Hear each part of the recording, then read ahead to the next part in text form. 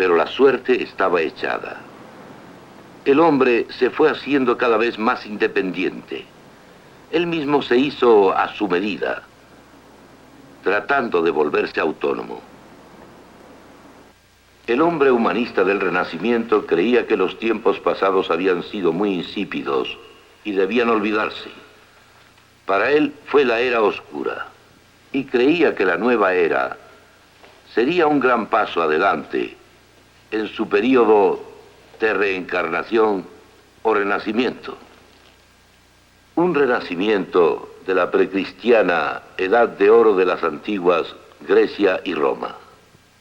Tomás de Aquino dejó libre el camino para esto, haciendo énfasis en la enseñanza de Aristóteles.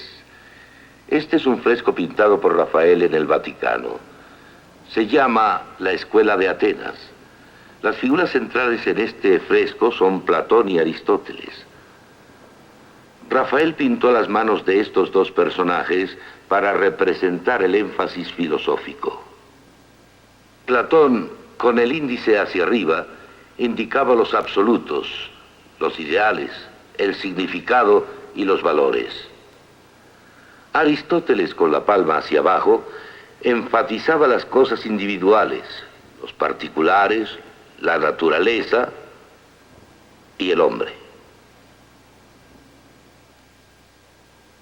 ¿Cuál es el significado de los particulares, incluyéndome a mí y a usted, si no tienen ninguna idea final con qué relacionarla para que tenga significado?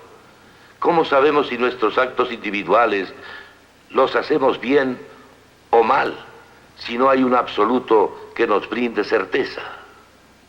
El dilema entre una forma de humanismo y la Biblia y la cristiandad descansa en la cuestión de si en verdad tenemos que empezar por el hombre solo, autónomo, y a partir por lo tanto de esa base, o si existe una verdad proveniente de otra fuente, la cual tiene que ser absoluta, y entonces no es relativa.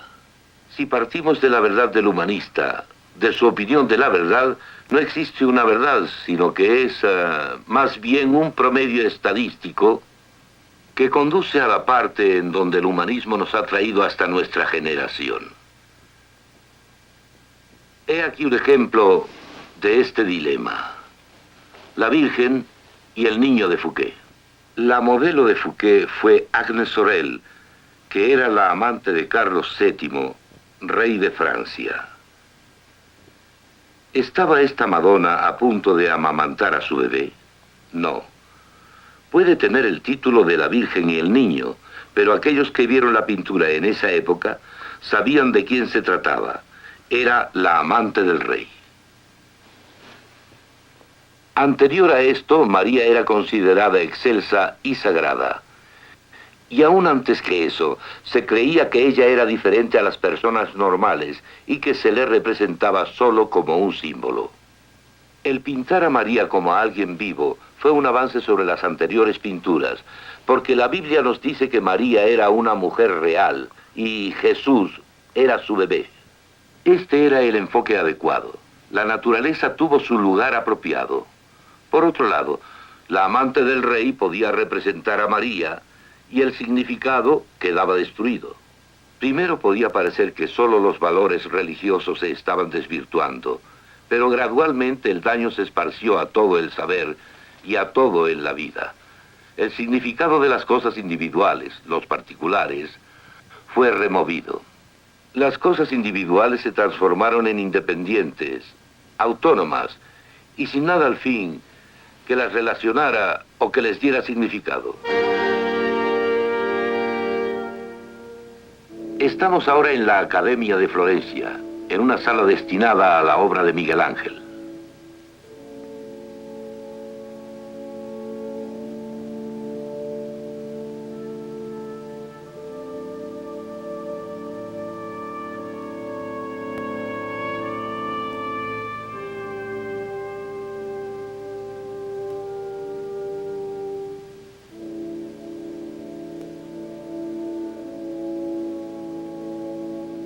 En ambos lados observamos las estatuas de Miguel Ángel llamadas Los Cautivos. Se les llamaba estatuas inconclusas. Ahora los eruditos concuerdan en que las dejó así para que la gente dijera lo que Miguel Ángel quería. El hombre está desprendiéndose de la roca. La humanidad saldrá victoriosa. Cuando uno pasa junto a estas estatuas, llega al punto central de la sala, a la magnífica estatua del David.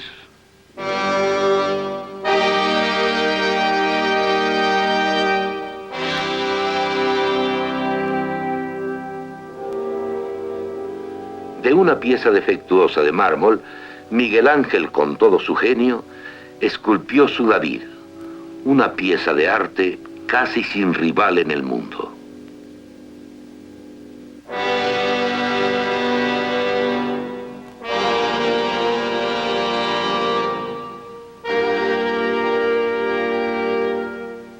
No es el David bíblico, sino más bien la personificación del ideal humano, la grandeza del hombre.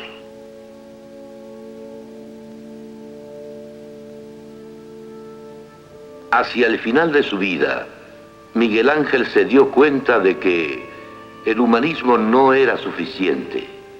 No había y no hay hombre como David.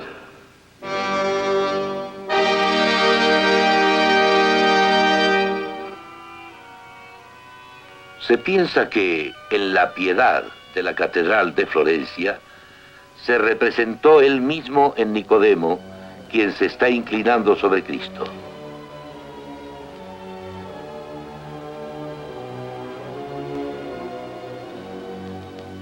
La fuerza del humanismo se debilitó, si no es que se ausentó.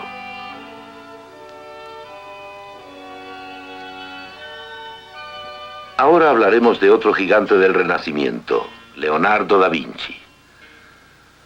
Fue el primer matemático moderno. Fue químico, físico, músico, arquitecto, anatomista, botánico, ingeniero mecánico y artista. Hizo estudios de la anatomía humana. Algunos de ellos se llevan en los textos actuales.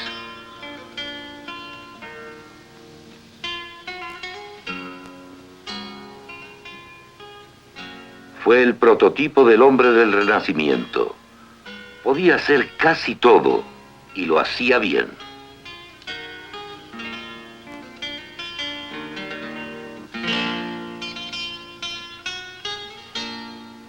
Diseñaba instrumentos de guerra de salvaje atrocidad.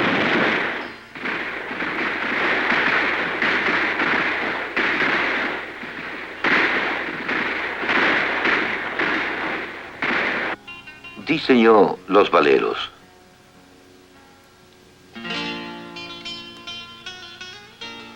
Leonardo entendía bien el problema del hombre moderno. En su genio, anticipó cuándo terminaría el humanismo. Comprendía que el hombre humanista, partiendo solo de las ideas individuales, o sea, los particulares, no tenían una unidad que les diera significado.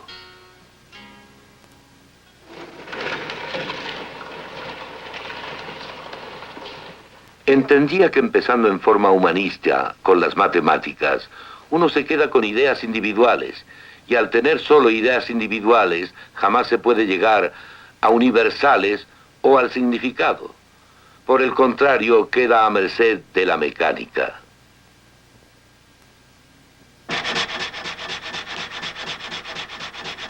Y así, pudo ver más allá de nuestros días, en donde el hombre está considerado como máquina.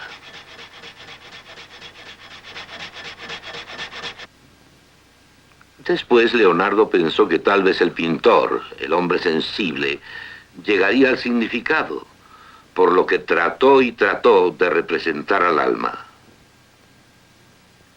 No al alma en el sentido cristiano, más bien trataba de capturar visualmente los universales desde los particulares que observaba. Fracasó. Volvemos a la escuela de Atenas de Rafael. La enseñanza de Aquino hizo que el hombre tratara de ser independiente, autónomo, y esto condujo al humanismo renacentista. Leonardo, con su gran inteligencia, captó el problema y luchó por encontrar universales. Leonardo y todos los humanistas estaban seguros de que el hombre, partiendo de sí mismo, podría resolver cualquier problema. Su clamor era: puedo hacer lo que intento, solo denme hasta mañana. Pero en su vejez, Leonardo, siendo brillante aún, previó la derrota del humanismo. Como piensa el hombre, así es él. El humanismo ya comenzaba a mostrar su conclusión natural: el pesimismo. Cuando Francisco I, rey de Francia, llevó a Leonardo a ese país, lo vemos ya desalentado.